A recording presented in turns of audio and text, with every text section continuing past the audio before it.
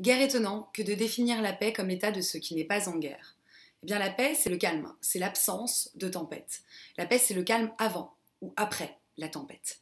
Mais quand la tempête semble potentiellement partout, pouvant s'abattre là, ici, maintenant, demain, comme aujourd'hui, on fait quoi? On renonce à la paix? Pas avant, pas après, mais pendant la tempête. Quelle place pouvons-nous accorder à la paix? C'est la question que je souhaitais que l'on se pose ensemble aujourd'hui. Alors on peut se dire que Dieu, et quel qu'il soit d'ailleurs, a fait en sorte que le monde dans lequel nous vivions soit le meilleur des mondes possibles. Pourtant il y a un truc qui cloche. En ces temps de Daesh, s'en remettre à un bipis sacré, ça sonne quand même sacrément comme pisser dans un violon. Non. Du coup, quand sonne le coup de grâce ou goût de crasse, on fait quoi? Comment on retrouve le calme? Révolté sur son canapé? En rentrant chez soi? En aimant sa famille? Pour reprendre les mots de Mère Teresa? Ou révolutionnaire, eh bien reprend son souffle et on ne manque pas d'air. Déclarer la guerre à ceux qui nous la font pour déclarer sa flamme à la paix, serait-ce là une option? La solution? Je ne sais pas. Comment fait-on la paix? Comment fait-on la guerre? Raymond Aron, le principe de la paix n'est pas différent de celui des guerres, vous nous dites?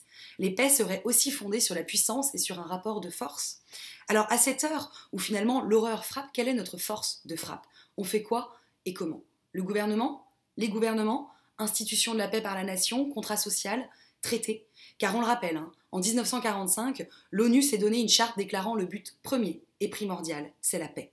En effet, le projet de paix ne devrait d'ailleurs se concevoir, toujours, que comme perpétuel et durable. C'était là toute l'ambition de Kant dans son ouvrage qui en porte d'ailleurs le titre. Qu'en est-il donc de ce traité aujourd'hui? Quel ouvrage en avons-nous fait?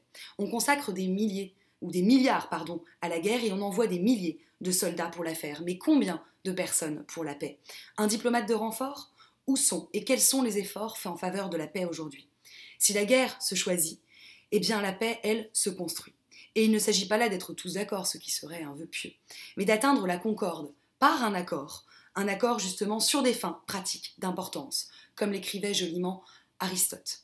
Du joli, sacrément amoché aujourd'hui. De la concorde, oh oui, je vous en prie, et non Dieu, je vous prie. Ce qui peut finalement se faire sans l'antidote de l'intelligence, des méninges qui se creusent, s'arment de raison et entrent en négociation. Or là, la question se pose. Finalement, y a-t-il une négociation possible et avec qui?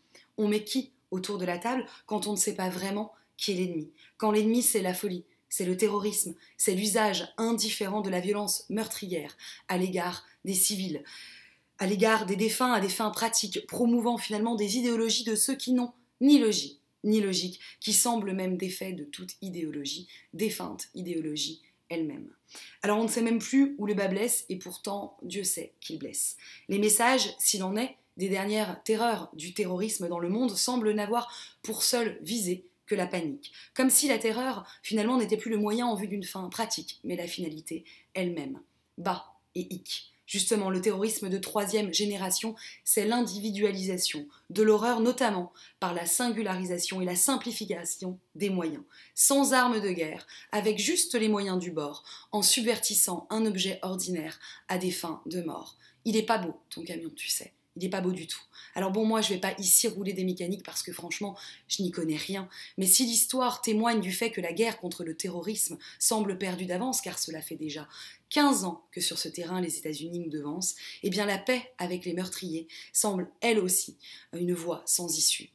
Car finalement, comment faire la paix avec celui qu'on ne parvient même pas à identifier? Chez qui se naît le glas de tout cela? Comment vivre en paix si l'autre s'y refuse? Quelle paix des ménages sans ménage ni méninge? Alors je ne sais pas quelle est la voie et ne suis pas armée, ni d'expérience, ni de culture pour y répondre. Alors je botte en touche et sans prendre la mouche, je me saisis de l'hameçon de la leçon et pars à la pêche de ce qui peut rendre vivable ce qu'il y a de plus détestable. Chercher un coupable, voici déjà une voie. Apprendre à vivre avec, pour forger ma voix et pouvoir la porter avec vous, entre nous. Car la vie, ce n'est pas d'attendre que l'orage passe, c'est d'apprendre à danser sous la pluie, comme l'écrivait brillamment Sénèque. Donc danser sous la pluie, de l'orage du terrorisme, serait-ce là possible? Dans ce cas, que l'on m'apprenne, je vous en prie. Moi, en tout cas, je suis les cours de la philosophie de Sartre, qui chante, écrit, impossible, existe pour mieux vivre en ces temps de crise. Et non, c'est impossible. En 1944, dans son article La République du silence, eh bien, il défend l'idée que la guerre à l'extérieur consolide la paix à l'intérieur. Utopie? Tant pis. Eh bien, je vous la livre ici. Vivre sous l'occupation de l'horreur, comme ce fut le cas à l'époque nazie et comme c'est le cas aujourd'hui à l'ère du terrorisme, eh bien, c'était exposé en permanence, nous dit-il, à chaque seconde, à chaque minute, à la conscience d'être vulnérable et d'être des êtres mortels. Il écrit, puisque le venin nazi se glissait jusque dans notre pensée, chaque pensée juste était une conquête. Puisque nous étions traqués, chacun de nos gestes avait le poids d'un engagement.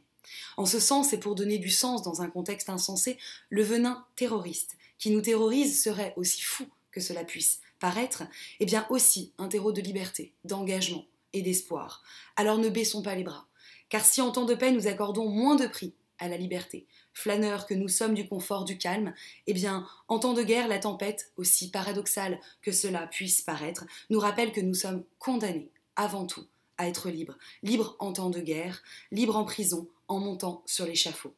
Être libre n'est pas choisir le monde historique dans lequel nous vivons, ce qui n'aurait finalement strictement aucun sens, mais c'est se choisir dans le monde, quel qu'il soit, écrit Sartre. Jamais nous n'avons été aussi libres que sous l'occupation allemande, écrivait-il scandaleusement, audacieusement.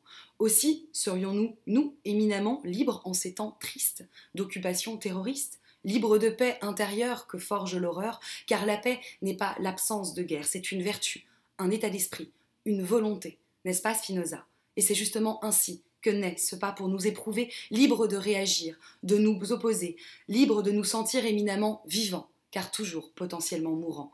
Tous ces morts me rappellent, aussi triste que cela soit-il justement, que je vis, que je suis en vie, et que la vie a un prix, pourvu que la vie prime et que j'en fasse ainsi.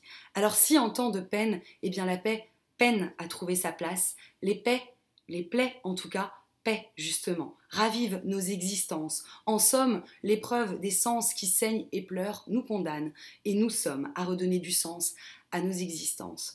Je vous souhaite donc une vive journée.